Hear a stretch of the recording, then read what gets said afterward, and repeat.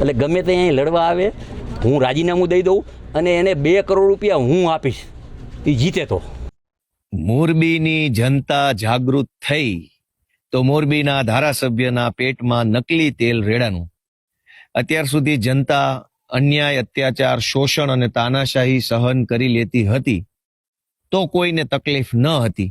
પણ જેવું જનતાએ બોલવાનું ચાલુ કર્યું કે ભાઈ આ તો ગટર ખરાબ છે, રોડ ખરાબ છે, પાણી ભરાઈ જાય છે, રોડ ઉપર રખડતા ઢોરનો ત્રાસ છે, ટ્રાફિક જામ છે, અનેક સમસ્યાઓને લઈને આમ જનતાએ જ્યારે અવાજ ઉઠાવવાનું ચાલુ કર્યું તો મોરબીના ધારાસભ્યના પેટમાં નકલી તેલ રેડાયું. 30 વર્ષ સુધી આ જ જનતાએ જ્યારે તમને મત આપ્યા અને સળંગ 30 વર્ષ સુધી ધારાસભ્ય બનાવ્યા તો તમને મજા આવી, તો તમને ગલગલિયા થયા, ખુશ થયા, આનંદ આવ્યો. પણ હવે એ જ જનતા જેણે તમને 30 વર્ષ સુધી ધારાસભ્ય બનાવ્યા છે, એ જ જનતા જો સોસાયટીમાં પાણી ભરાઈ જવાના મુદ્દે, પીવાનું પાણી ન આવવાના મુદ્દે, રોડ ઉપર ખાડા છે, ખરાબ રોડ છે, એના મુદ્દે તમને સવાલ કરે તો તમને હવે ગમતું નથી. અને પાછું ગઈકાલે મેં વિડીયો જોયો કે મોરબીના ધારાસભ્ય એવું કહે છે ભાજપના કે ગોપાલ ઇટાલિયામાં હિંમત હોય તો ચૂંટણી લડવા આવી જાય મારી સામે અને હું રાજીનામું પણ આપી દઈશ અને ગોપાલ ઇટાલિયાને 2 કરોડ રૂપિયા પણ ઇનામ પેટે આપીશ. તો મારી મોરબીના ધારાસભ્યએ આપેલી આ ચેલેન્જને આપણે સ્વીકારી લઈએ છીએ સહર્ષ, રાજી ખુશીથી.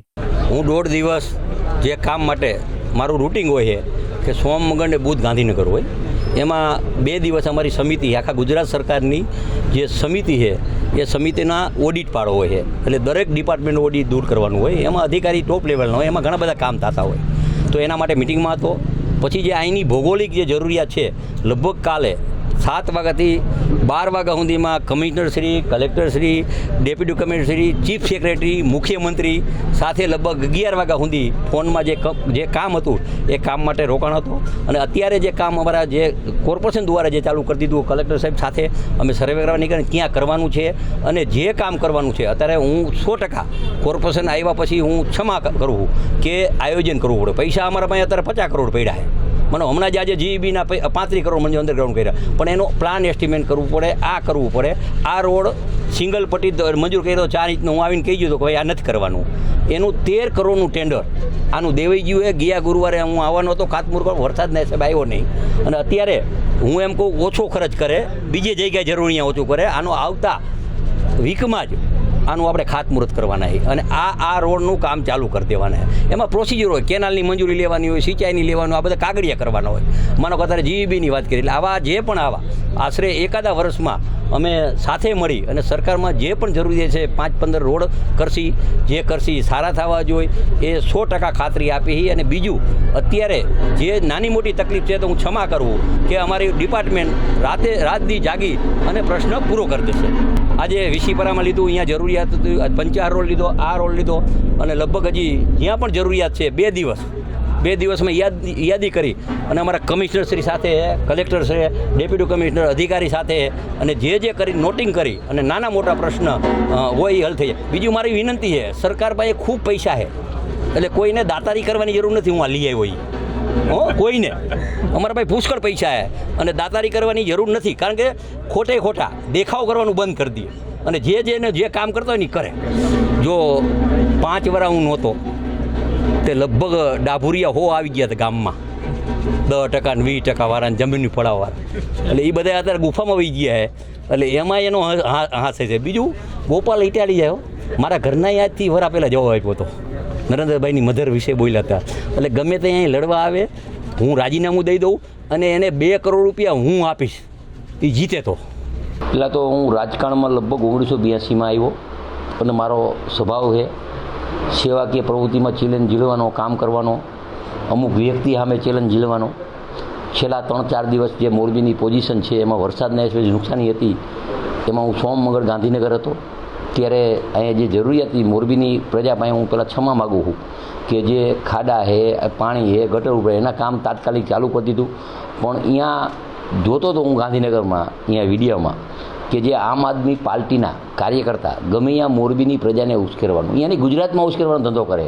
એક વિસાવદરની સીટ આવી, એમાં તો ગોપાલભાઈ અહીંયા આવશે ને ગોપાલભાઈ આમ છે ને ગોપાલભાઈ વારી થશે. એટલે એનો વિડીયો જોયા પછી મને એમ થયું કે છેલ્લા 2 વર્ષથી હું જોઉં છું ભાઈ શ્રી ગોપાલભાઈ, પહેલાં તમે બોલ્યા હીરાબા વખતે, હીરાબાનું બોલ્યા, એ તો કોઈ દી રાજકારણમાં નથી, સ્ટેટમાં નથી. નરેન્દ્રભાઈનું બોલો, અમિતભાઈનું બોલો, તમામ નેતાનું બોલો, અને તમે એમ કહો કે કાંતિભાઈએ સ્ટેટમેન્ટ આપ્યું એટલે પેટમાં તેલ રેડાય છે. પેટમાં તેલ નથી રેડાતું. મેં સાચી વાત કરી છે. તમે આવો, આમાં પ્રોસિજર હોય. તમે એકવાર ચૂંટાણા, હું 7 વાર લડ્યો છું. આપણે બંને આવતા સોમવારે માનનીય અધ્યક્ષશ્રીની અહીંયા જઈ બે આપણે રાજીનામું દીધી. રાજીનામું દીધા પછી ચૂંટણી આવશે. અહીંયા વિસાવદરની ચૂંટણીમાં અમારા કાર્યકર્તા લડશે ને તમારા કાર્યકર્તા લડશે. અહીંયા આપણે બેને લડવાનું. એટલે તમને ખબર પડી જાય ક્યાંય ગોપાલભાઈના નામે ધમકી ન દે ને ઉછેરવાના ધંધા બંધ કરે. અને હું તો જીવાનનો પાકો હું.